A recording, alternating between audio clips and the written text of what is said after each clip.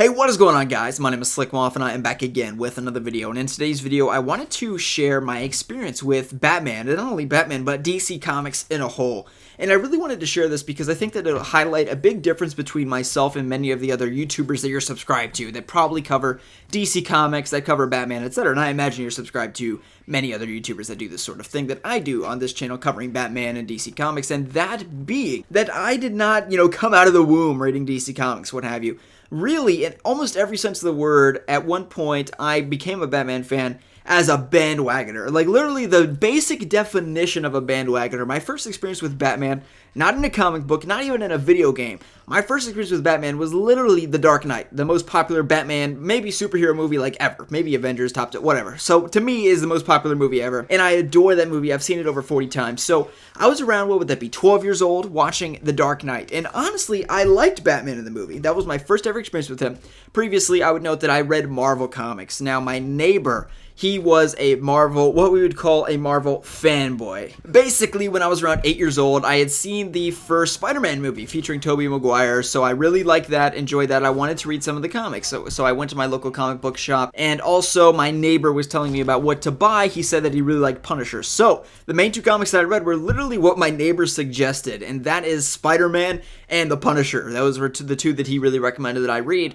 And notice how there is no DC Comics thrown in the mix here. I did not read DC Comics as a kid. I have hundreds and hundreds of Spider-Man and Punisher and X-Men comics. No DC. I was told basically from out of the womb, like when I was 6 years old, that DC sucks, DC is satanic, Marvel's awesome, DC sucks, etc.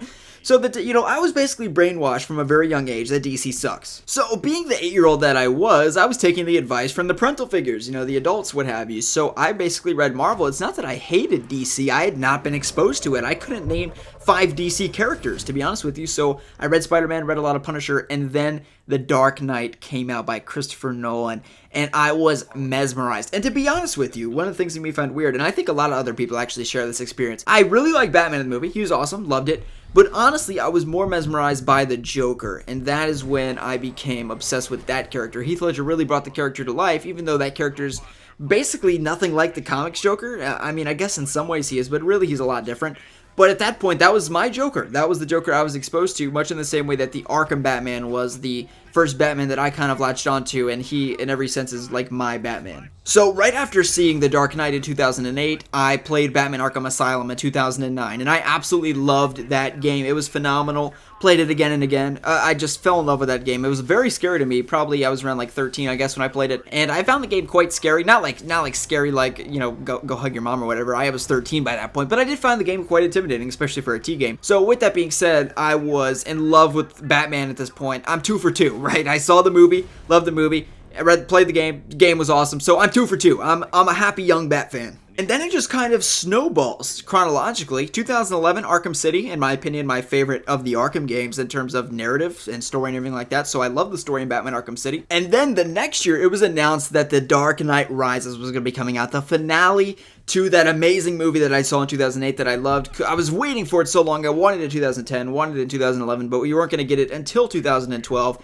Nonetheless, I was satisfied, really looking forward to it, and that movie did not fail to exceed my expectations. It actually exceeded my expectations. I was in love with that movie. I thought it was phenomenal, and so to this day, it's my favorite of the actual Dark Knight trilogy, and I know most people's is The Dark Knight, but really, Dark Knight Rises really speaks to me. Love that movie. So again, at this point, it's kind of snowballed, and I've realized that there's so much great stuff for the character, from the games to the movies, but really, in every sense of the word, I'm a mainstream Batman fan. At this point, I'm not reading comics. All I'm doing is watching the movies and playing the games, which everybody was doing. Who wasn't playing the Arkham games? Who wasn't watching the Dark Knight trilogy? So with that being said, nothing really special there. And then Batman Arkham Knight was announced. This is kind of my ticket into becoming a massive Bat fan. And again, this may come as a surprise to you. You think that maybe like all YouTubers are like super, fluid and familiar with the DC universe or Batman, and that's not the case. Really, Batman Arkham Knight is my first real experience with Batman on like a deeper level beyond just a mainstream one. So it's June 22nd, Batman Arkham Knight has approached, and I'm waiting outside of GameStop to get my copy of Batman Arkham Knight. And they let us in, and they give us a free poster. And this poster, I wasn't sure what it was. I had no idea. I looked at it, and I asked somebody else that was waiting there, and I said, "What is this poster of?" And they said, "That's the Justice League." So going into Arkham Knight, it was really weird for me because the entire Bat family was in the game. I had no idea who any of them were. I had never heard of Jason Todd. I knew that there was a Robin. I didn't know it was Tim Drake or whatever because I saw him in Arkham City. Didn't really know. I knew who Barbara Gordon was, I guess. I didn't know her name or anything like that, but I guess I knew a little bit of who Robin was. No idea who Nightwing was. No idea who Red Hood was or Jason Todd. I knew Joker and those kind of villains, but other than that, and Penguin and that kind of thing. But if it wasn't in Arkham Asylum, Arkham City, or the Dark Knight movies, I had no idea. So in my review of Batman Arkham Knight, which I made a few days after I'd played the game, everybody was commenting, oh, the Arkham Knight identity was such an easy giveaway because of the flashback scenes. They shouldn't have done that. In the comments, I was like, oh yeah, I definitely agree, even though literally they included the flashback scenes for people like me that had no idea who Jason Todd or Red Hood was. So without those scenes, it wouldn't have made any sense to me, and still when they revealed it, I didn't know who it was at first. It took me a little bit for Batman to say Jason. I was like, oh, okay, that's the old Robin guy. At that point, again, I literally had no idea about any of this stuff. But either way, if that doesn't summarize about my knowledge of DC Comics and Batman lore and everything like that up to that point, I don't know what else does. So I became a YouTuber for Batman Arkham Knight. The first video I ever made was a video talking about how Ra's al Ghul was going to be alive in Batman Arkham Knight. And the reason that I knew is because in the evidence room, Aaron Cash kind of preludes it and was like, there's no body at the bottom of Wonder Tower, which everybody else knew from Batman Arkham City, because after you do the Monarch Theater scene, after Ra's al Ghul dies, you go back and you see that his body's not on the sword. So everybody else knew this. I made a video about it, and it got a lot of attention, got like 150,000 views.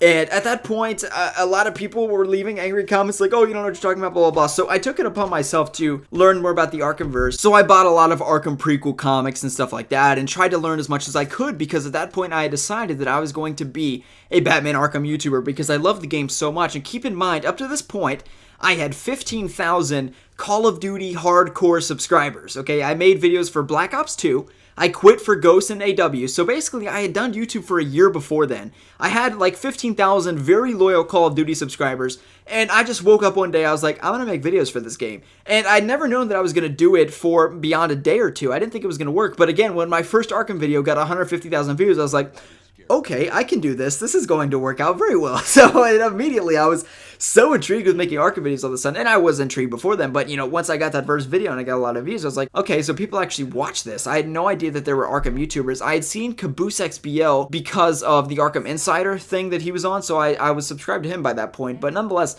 other than that, I didn't know that there was actually like Arkham YouTube scene or anything like that. I had no idea. So basically, here we are. I guess now I'm making Batman v Superman videos, which is really weird. I've never made videos about a movie or anything like that. And that's it. That's my experience with Batman. And the reason I made this video is that I wanted to kind of describe that, again, I'm very different from a lot of other YouTubers that maybe, again, I've been reading Batman comics out of the womb or reading DC comics out of the womb. Really, I'm a mainstream Batman fan in pretty much every sense. And I would like to think now, since I've, spent hundreds and hundreds of dollars in the past 7 months reading all kinds of Batman comics and DC comics in general, and now I spend a ridiculous amount of money, doing that kind of thing. And I watch a lot of videos on, Batman and DC and everything like that. So I definitely know a lot more than I did back then. But even then, I'm not the most knowledgeable, far from it. So I just wanted to maybe just give you guys a little insight about me, because I think a lot of people don't know that, especially if you subscribed 3 months ago, and if you're still listening to this commentary, which I find impressive. I'm so very grateful that people listen to my thoughts on this kind of thing about Batman Arkham Knight and Batman v Superman and everything like that, because as I've described to you in the last few minutes, I don't really know that much compared to any other YouTuber, really. So with that being said, I appreciate you guys watching this video. Maybe this gives you a little bit more insight about me. Maybe you don't care that I'm, not a DC fan since day one. I think it's just everybody has their own path to becoming big fans of whatever they enjoy. And now pretty much Batman and Superman and, this movie and also DC Comics in a whole pretty much has a very big part of my life because of the YouTube channel and that kind of thing. I watch I watch a lot of YouTube about, Batman v Superman and Batman and DC Comics. So hope you guys have enjoyed the video. Just a little bit of background, because I know a lot of you guys maybe subscribed in the last 3 to 4 months and don't really know that much about me or my experience with Batman and DC Comics. So hope you guys have enjoyed the video, and if you can, feel free to like the button. And what I want to know and really wanted to get out of this video is your experience. Let me know. You don't have to make it a video as long as this one, although I'll certainly check it out if you decide to make a video. Let me know your experience with DC Comics. Has it been as kind of mainstream and as basic as I watched The Dark Knight, I liked Batman, and that kind of thing? Or has it been, you were reading comics when you were 4 or 5, your dad liked it and got you into it, whatever? I'm really interested to know. And that's really, one of the big points of this video is that I wanted to, read a lot of your comments. So, again, hope you guys have enjoyed the video. I don't want to ramble on for any more. That's my experience with Batman and DC Comics. Let me know your thoughts and your experience in the comment section below. My name's Slcmof, and we will see you in the next one.